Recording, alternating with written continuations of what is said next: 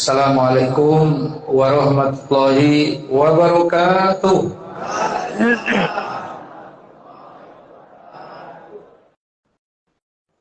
Bismillahirrahmanirrahim. La yasuqul khaira illallah. Bismillahirrahmanirrahim. La yasfiqu su'a illallah. Bismillahirrahmanirrahim. Makana min ni'matin faminallah. Bismillahirrahmanirrahim. La haula wa la quwata illa billahil aliyyil azim. Alhamdulillahilladzi ahyana ba'da ma amatana wa ilaihin nusyur. Alhamdulillahilladzi radda alaina ruhina wa afina fi kulli jasadina. Allahumma salli ala sayyidina Muhammad wa ala ali sayyidina Muhammad. Assalamualaikum ya Rasulullah. Assalamualaikum ya Habibullah. Qala Allah Ta'ala fil Qur'anil Karim. A'udzu billahi minasy syaithanir rajim. Inna Allah yuhibbul ladzina yuqatiluna fi sabilihi shaffan ka'annahum bunyanun marsus. Yang saya cintai, yang saya sayangi, yang saya hormati dan muliakan Ayahanda Haji Hasan Basri bin salah satu yang sepuh yang tua di antara kita di jamaah ini. Beliau saat ini umurnya 72 masuk 73 tahun. Alhamdulillah masih tetap istiqomah hadir dalam gerakan subuh kita walaupun agak jauh dari Tanjung Belit sampai ke Sialang sana, tetap hadir. Berharap doa dari Bapak Ibu semuanya, semoga ayahanda saya ini diberi istiqomah di atas iman dan sehat walafiat. Yang saya hormati dan muliakan para guru-guru kita, para ulama, para ustadz. Alhamdulillah banyak ustadz yang sudah gabung di gerakan subuh ini, walaupun sebenarnya tidak ada istilah mendaftar atau istilah bergabung. Karena kerja dakwah ini kerja bersama. Di sini ada Ustadz Bustami, ada Ustadz Sulaiman Umar, dan ustadz-ustadz yang lain yang mungkin tak bisa saya sebutkan. Tapi pada intinya kita ingin sekali dapat bersama-sama seluruh elemen, seluruh stakeholder, seluruh penyangga dakwah ini bisa duduk bersama di bawah gerakan sholat subuh berjamaah yang membesarkan dan mengagungkan agama Allah Subhanahu wa Ta'ala, keluar dari pertikaian, keluar dari ikhtilaf. Karena ikhtilaf nggak bisa dihilangkan. Sehebat-hebat ulama, pasti yang paling hebat yang dekat dengan Nabi. Antar sahabat pun mereka berbeda. Antar mujtahid pun mereka berbeda. Tapi mereka masih tetap satu dalam kesatuan, sama-sama berjuang untuk menegakkan kalimah Allah. Kita berharap itu.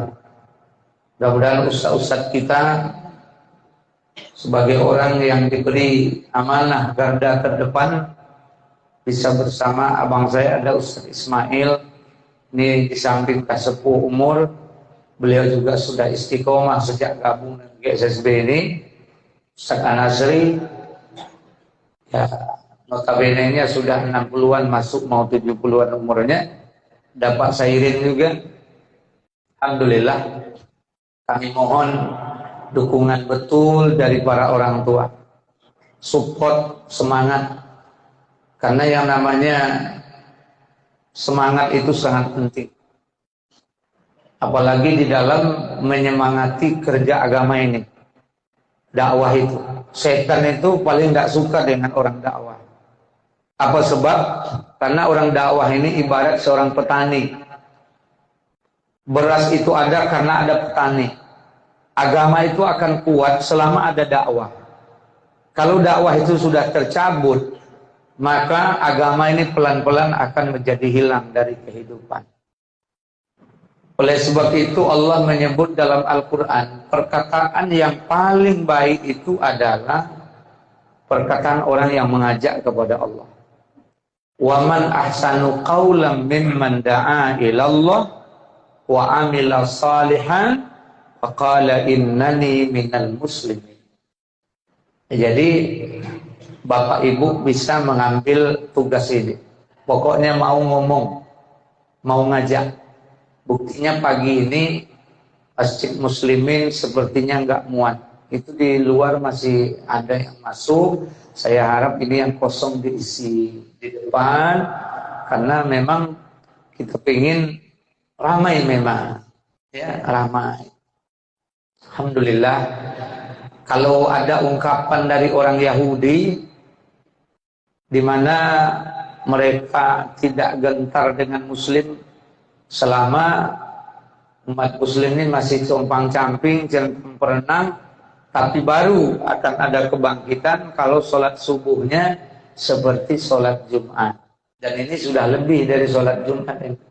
Cuma jamaahnya laki perempuan. Gak ada masalah. Yang penting sholat subuhnya ramai gitu. Dan saya berharap kepada semua kita untuk sama-sama istiqomah di masjid masing-masing.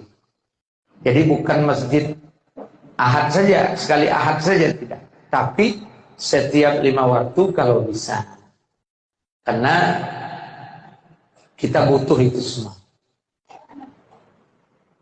Yang saya hormati dan muliakan Bapak Kepala Desa Rambah Tengah Utara, Bang Zakir mana? Maaf, kemudian bapak-bapak unsur pimpinan masyarakat di kampung Padang ini, Rambah Tengah Utara, wabil khusus yang kita cintai. Saya awal masuk tadi tengok Tika dibontangkan di teras, kemudian nampak ke pintu surau An-Nisa terbuka. Aku tengok dia jauh, nampak tu ibu-ibu mencangkuah. Entah aku yang dicangkuahnya, nopo beda. Tapi gerak keragaman, gerak kebersamaan nampak. Ada yang bentangkan tikar, ada yang mengurus makanan, ada yang menginformasikan, ada yang buat spanduk. Ini namanya kita sedang bekerja sama untuk mensukseskan sebuah acara. Saya teringat dengan satu nasihat dari Habib. Lupa saya namanya, tapi Habib ini terkenal dia. Berceritalah dia, Pak. Apa kata Habib ini? Dulu Habib Al-Musawa yang punya majelis zikir Rasulullah di Jakarta, ini sudah sering saya sampaikan. Habib Munzir Al-Musawa, beliau punya majelis namanya Majelis Rasulullah. Kalau dia buka majelis di Jakarta, apakah itu di Bekasi dan lain sebagainya, almarhum, itu jamaahnya puluhan ribu, sampai membuat jalan macet. Dalam artian jalan dialihkan karena orang zikir. Dan beliau dakwahnya sampai ke Papua, Irian Jaya. Beliau dakwah dengan tim off-roadnya, yaitu mobilnya mobil yang luar biasa lah, mobil tenaga double gardan, karena medannya sulit. Beliau dakwahnya bukan zikir saja, itu hebatnya. Memang ulama bukan mengambil satu tempat saja, tidak. Karena agama ini harus diurus untuk seluruh sisi. Dakwah iya, zikir iya, ngajak iya, gabung ke sana ke sini juga. Jadi kalau hanya sekedar dakwah duduk di sini aja, ya itu nanti kekuatannya agak sedikit kurang. Jadi harus masuk terus ke pelosok-pelosok. Jadi beliau ini satu karomah yang diberikan Allah adalah beliau selalu mimpi bertemu dengan Rasulullah. Dan itu bukan sekali, tiap tahun. Dalam mimpi itu tetap Rasul mengingatkan umurmu tinggal sekian lagi. Sampai batasnya 3 hari. 3 hari menjelang wafat Rasul datang lagi dalam mimpi mengatakan, wahai Munzir, umurmu 3 hari lagi. Sampai begitu itu. Rasulullah datang dalam mimpinya. Umurmu 3 hari lagi. Begitu karomah yang dimiliki oleh Habib Munzir Al-Musamar. Beliau ini lulusan Karim, termasuk murid pemula atau awal-awal dulu pengiriman santri ke Yaman. Karim Hadramaut, Yaman. Di sana negeri para nabi, para wali, ya. Kita ingat bagaimana Tahrim satu kampung, satu daerah yang sejuk, yang indah, yang nyaman.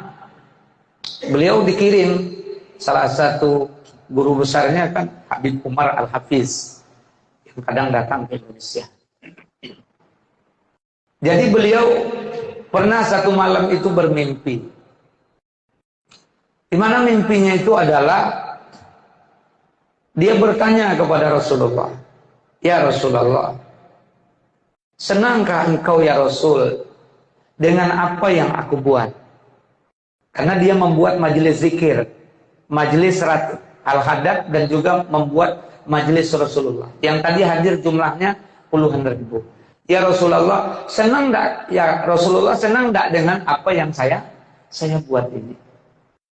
Jawab Rasul, senang, kata Nabi. Saya senang. Saya bahagia melihatnya.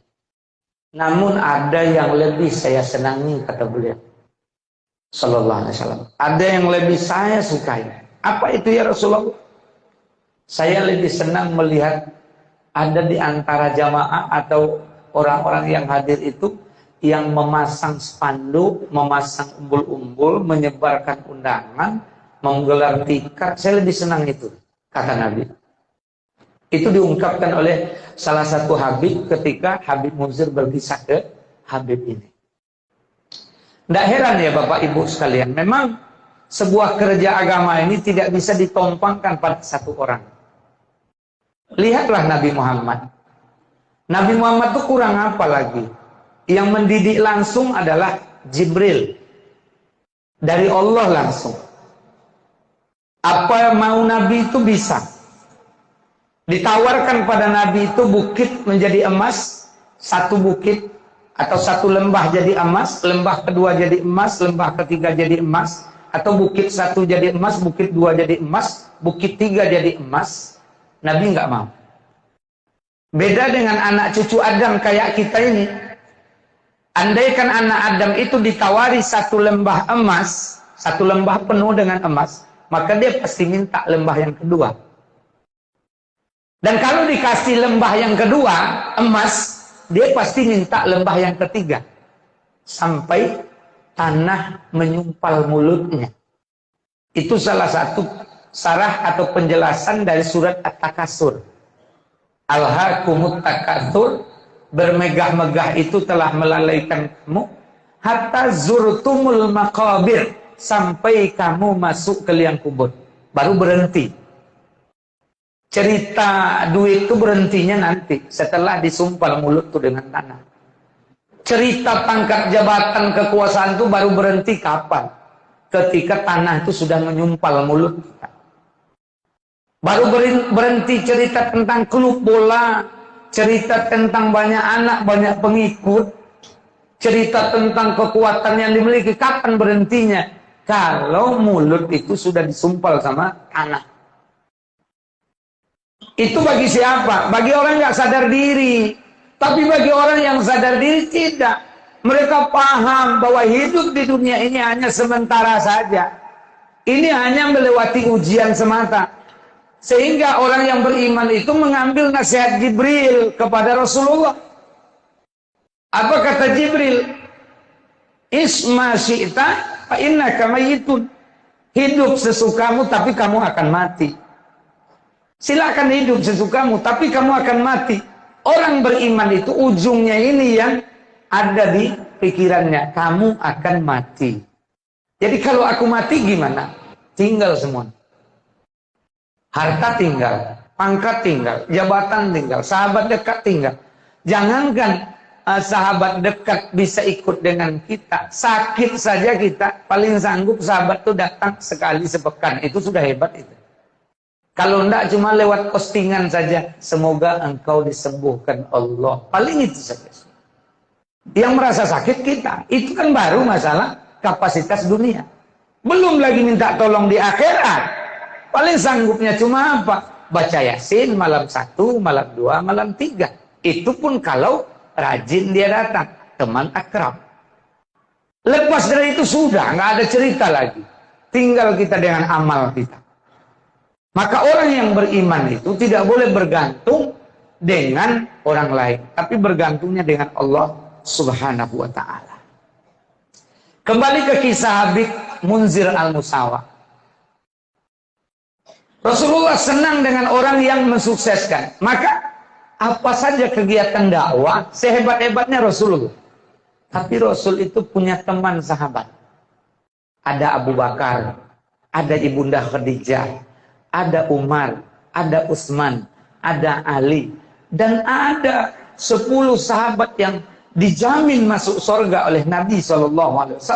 Kemudian ada Ahlul Badar, orang yang memasang diri sebagai tameng untuk penentuan Islam jaya ke depan. Karena kalau di Badar itu gagal ke depan. Itu doa Nabi itu.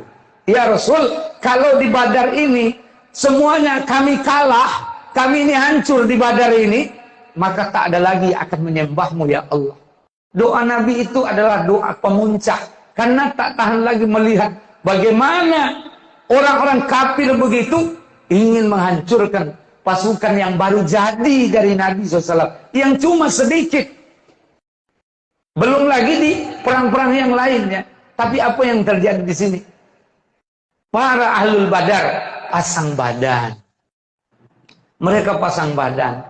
Mereka martir Nabi. Di Uhud, perempuan pun jadi martir Nabi SAW.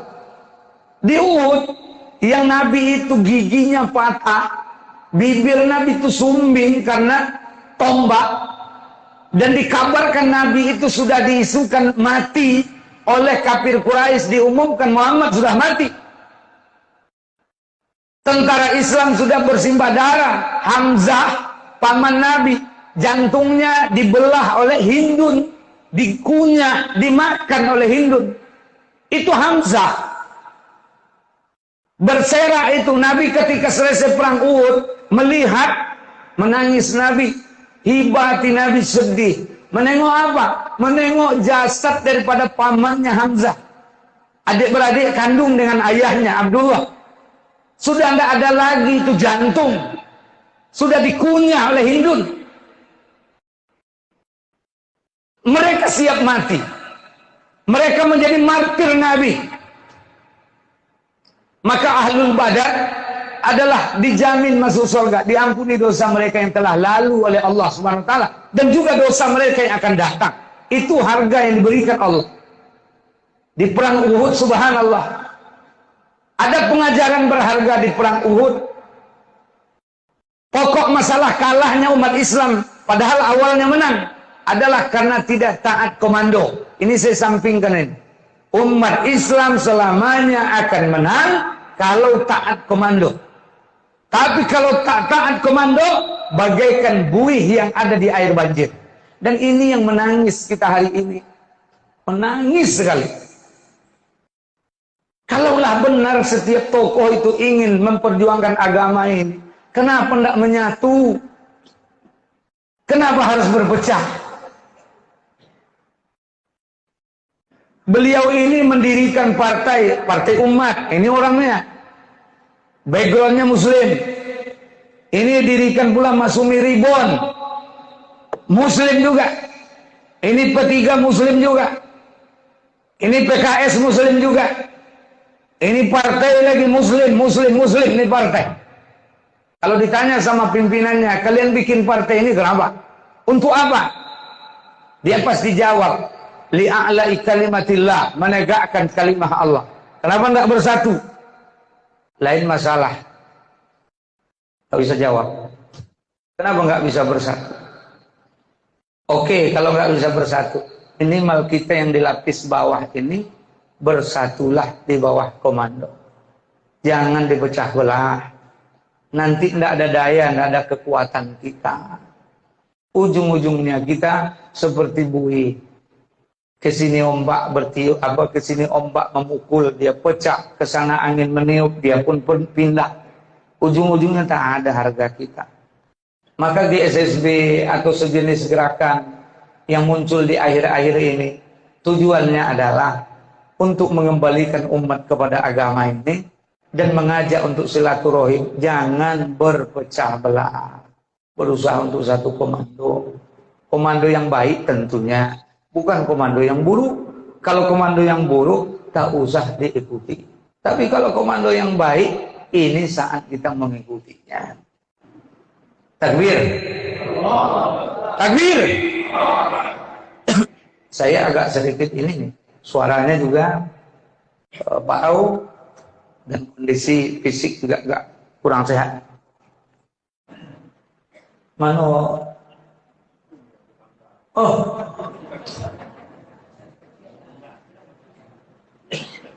beliau ini menjadi ikon kita.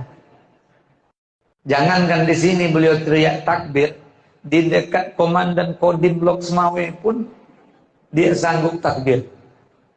Komandan Kodim sedang ceramah, dia teriak takbir, kata Allah. Ini ikonnya. Dan itu muncul bukan karena bukan karena MPO, bukan menarik perhatian orang. Memang itu jati diri beliau. Bahwa beliau ini adalah sosok pribadi yang giroh semangatnya itu muncul dari takbirnya. Cuma hati-hati kalau dekat orang yang penyakit jantung.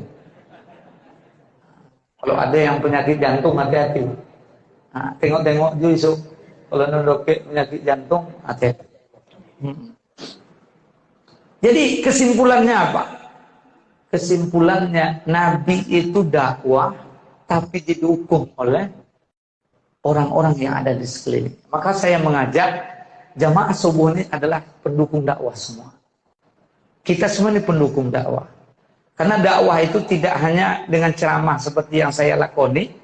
Dakwah itu bisa saja seperti Anas menyiapkan air untuk Nabi, mengangkat sandal Nabi, atau seperti Mu'az bin Jabal menjadi utusan Nabi, atau juga misalnya nanti seperti Huzaifah al-Yamani menjadi penyimpan rahasia Nabi, atau juga nanti menjadi Abu Bakar, Umar, Utsman menemani Nabi, atau juga menjadi nanti Khalid bin Walid pimpinan pasukan perang, Ikrimah bin Abi Jahal pimpinan pasukan perang misalnya, atau juga Zaid bin Sabit tukang tulis. Karena Nabi itu adalah makhluk Allah yang juga seperti manusia punya keterbatasan, walaupun ada sisi kelebihannya, tapi dia tetap memberikan kepada kita pengajaran dakwah itu kerjasama, sama bekerja. Dan itulah yang disebutkan Allah dalam Al-Quran. Ya ayyuhallazina innallaha yuhibbul ladzina yuqatiluna fi sabilihi shaffan ka'annahum bunyanun marsus. Sesungguhnya Allah mencintai, menyukai orang-orang yang berperang di jalannya. Kita maknakan berperang di jalannya itu jangan maknanya dulu hanya perang dalam bentuk angkat senjata. Perang itu hakikatnya adalah satu barisan menegakkan agama Allah. Bisa dengan lisan, bisa dengan tulisan, bisa dengan gerakan, bisa dengan berbagai macam cara. Tapi intinya apa? Ka'annahum bunyanun marsus. Mereka itu seperti bangunan yang tersusun rapi. Bangunan yang tersusun rapi. Mudah-mudahan ini bisa diberi kepahaman saya dan juga kita semua, sehingga yang hadir ini bisa bersama-sama kita saling mendukung dalam kerja dakwah ini. Ya, sama-sama mendukung. Sebagai pengurus masjid, janganlah mengelak kalau masjidnya mendapatkan kehormatan untuk dikunjungi oleh jamaah-jamaah yang lain. Nggak usahlah bikin alasan ini, alasan itu. Kita datang ke GSSB tidak memberikan pemberatan, tidak. Nggak pernah GSSB minta, kalau kami datang siapkanlah nasi 4 sehat 5 sempurna. Nggak. Demi Allah, tidak, sampai saat ini saya sebagai koordinator tidak pernah menyampaikan tolong Bapak Ibu pengurus masjid siapkan konsumsi untuk jamaah yang hadir. Demi Allah tidak benar. Cuma kalau Bapak Ibu sebagai tuan rumah menginginkan melayani, itu namanya ikramud duyub, memuliakan tamu yang pahalanya akan kembali kepada Bapak Ibu. Dan itu pun sekali setahun mungkin. Karena putaran daripada roda GSSB ini sepekan sekali, sementara masjid kita ada 30 lebih, 30 masjid. Kalau sekali berarti 4 pekan 4 masjid. 1 bulan, 2 bulan sudah 8 masjid, 3 bulan 12 masjid. Berarti dalam setahun 52, harusnya kan 52 masjid, setahun 52 pekan kan? 52 masjid, masjid cuma 30. Ya paling dapat, ada yang dapat 2 kali setahun. Tapi tidak semuanya. Sekali setahun kita melayani orang datang, ikramud duyub, kayak ulama-ulama dulu, kayak kampung-kampung dulu. Dan itu tidak pernah kita wajibkan, apalagi kita patokkan, sama sekali tidak ada. Namun ada solusi. Jika Bapak Ibu tuan rumah tidak sanggup, maka serahkan ke gerakan sholat subuh berjamaah. Maka GSSB nanti akan melayani tamu yang ada. Caranya, gerobak sate pun datang, gerobak soto pun datang, gerobak nasi goreng pun datang. Paling itu cuma. Jadi jangan sampai jadi alasan. Karena kami juga khawatir pemberatan kepada tuan rumah masjid sehingga menjadi alasan menolak GSSB di masjidnya. Jangan. Nggak ada itu. Kita ngumpul kayak gini bahagianya bukan main. Kalau sekarang kita ngumpul, kita punya harapan, ya Allah, gerakan subuh saya ada di situ, ya Allah.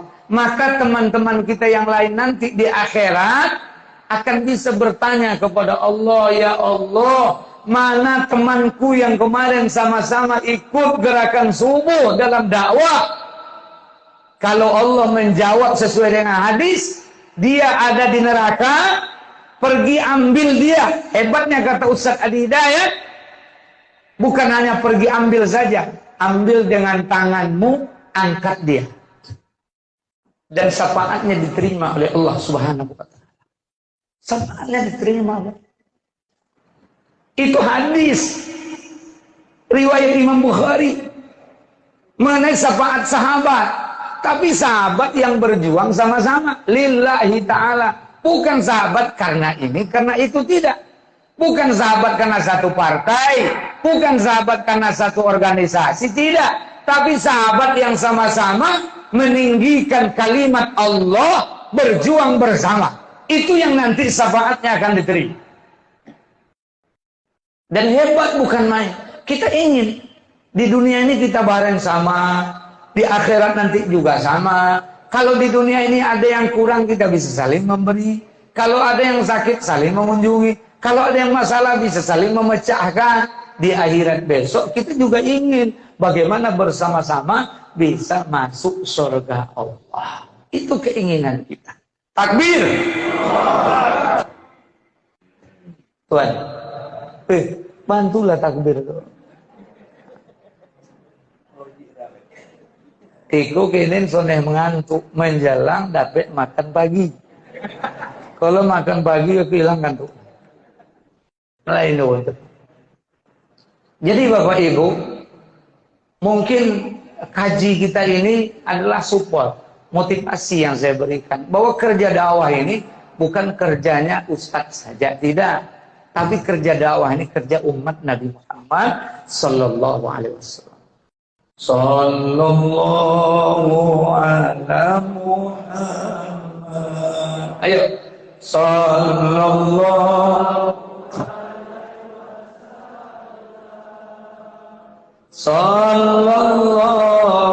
ala Muhammad.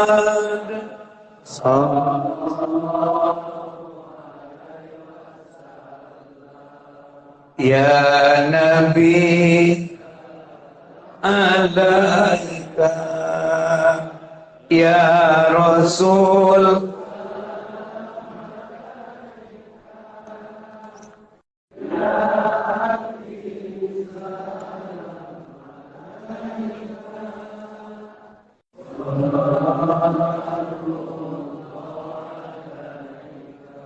Anta syamsun anta nurun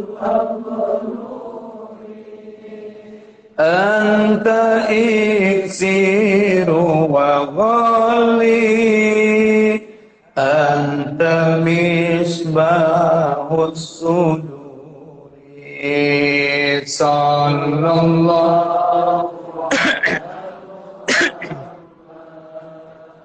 sallallahu alaihi wasallam sallallahu ala Muhammad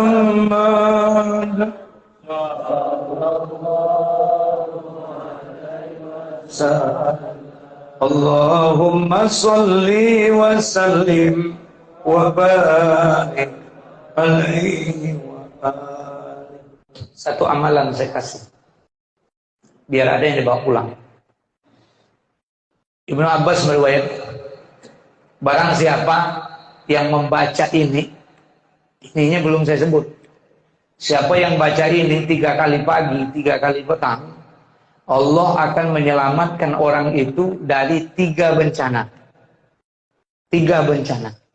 1 bencana tenggelam, 2 bencana kebakaran, 3 bencana pencurian.